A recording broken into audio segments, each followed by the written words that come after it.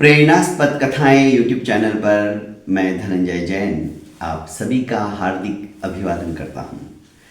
छोटी सी कहानी डीजे की जुबानी। दोस्तों, कभी कभी परेशानी इतनी छोटी सी होती है कि जिसका समाधान आसानी से हो सकता है, पर परेशानी के समय में आदमी इतना बेभान हो जाता है, सोचने समझने की उसकी जो शक्ति रहती है वो इतनी क्षीण हो जाती है कि वो आसान बातों की तरफ उसका ध्यान ही नहीं जाता है, वो सोच ही नहीं सकता है।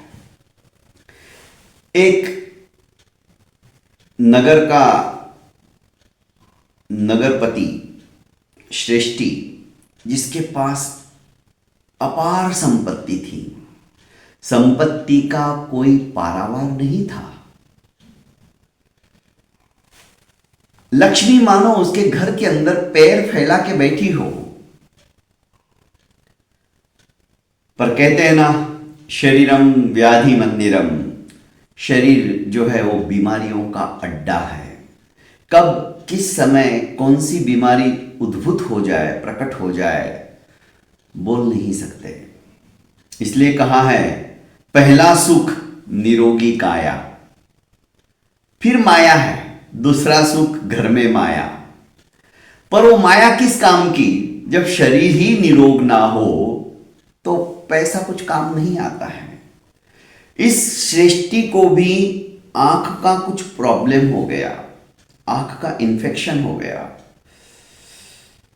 थोड़ा सा भी ये आंख खोलकर देखने की कोशिश करता तो आंखों में भयंकर जलन होती। दुखी हो गया। सेठ था, पैसे की कोई कमी नहीं थी। डॉक्टर बड़े से बड़ा बुलाया गया, पर किसी को भी बीमारी क्या है उसके जड़ तक जाने की कोई सूझी समझ में नहीं आई, बीमारी पकड़ में ही नहीं आई। हकीम बुलाए गए, वैद्य बुलाए गए, कुछ असर नहीं हुआ। एक बार विदेश से कोई डॉक्टर आया था। जब सेठ को पता चला कि वो आई स्पेशलिस्ट है, और तो सेठ ने बुलावा भेजा।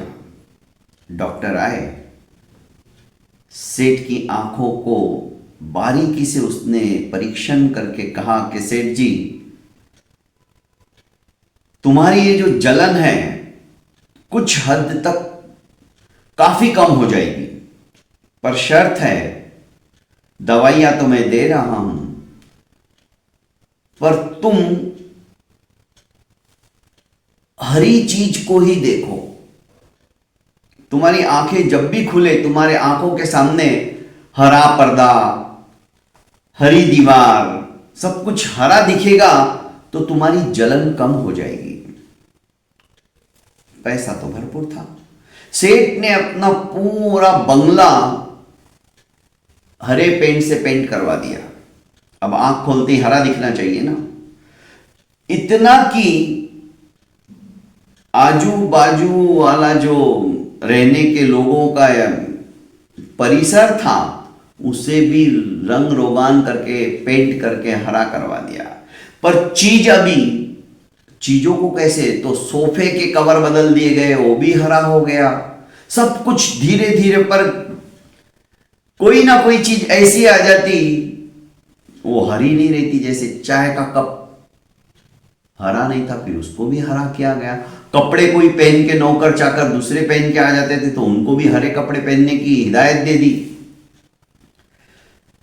सेठ जिस रास्ते से गुजरता हो रास्तों को भी हरा भरा कर दिया गया। वहां की बिल्डिंगें भी, जैसे जयपुर के अंदर पिंक सिटी, अभी तो पिंक सिटी पिंक नहीं रही, पर एक गली ऐसी है अभी भी कि वहां पे कलर पिंक ही होता है, तो पिंक सिटी के नाम से वो मशहूर हो गया था। तो इसने बिल्कुल जिस रास्ते से सेठ जाता था वहां के घरों को भी पेंट करवा के हरा कर दिया। एक व्यक्ति उस शहर के अंदर घूमने के लिए आया, तो उसने सब कुछ हरा हरा चारों तरफ देखा, पूछा कि भाई बात क्या है, यहाँ की सारी बिल्डिंगे, यहाँ के सारे घर, यहाँ की सारी दुकानें हरे क्यों हैं?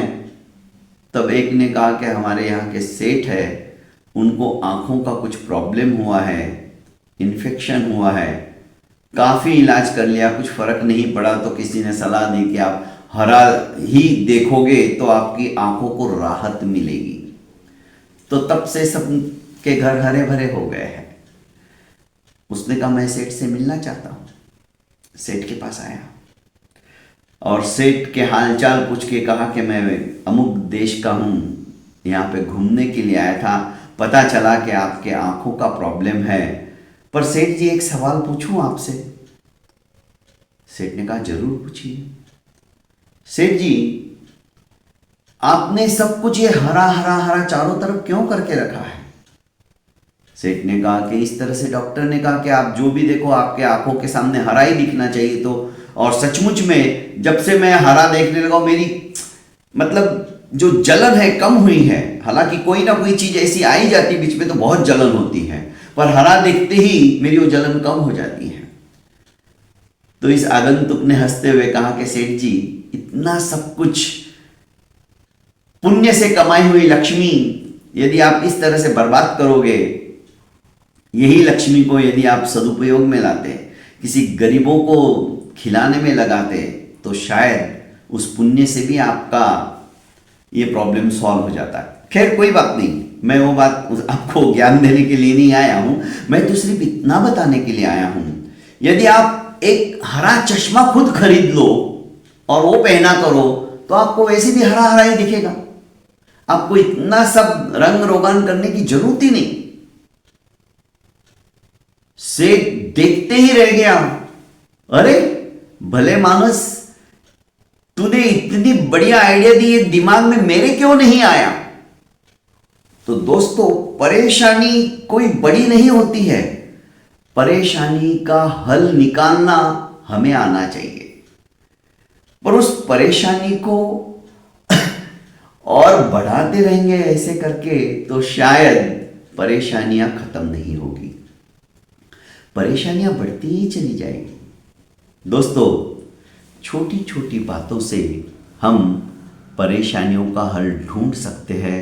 बस शांत मन से थोड़ा चिंतन तो कीजिए। ऐसी कोई समस्या नहीं है जिसका समाधान ना हो। बस थोड़ा सा अपने आप पर विश्वास रखिए और जिंदगी के इस सफर के अंदर चलते चलिए। सफर आपका बहुत आसान हो जाएगा। बहुत बहुत धन्यवाद। प्रणाम।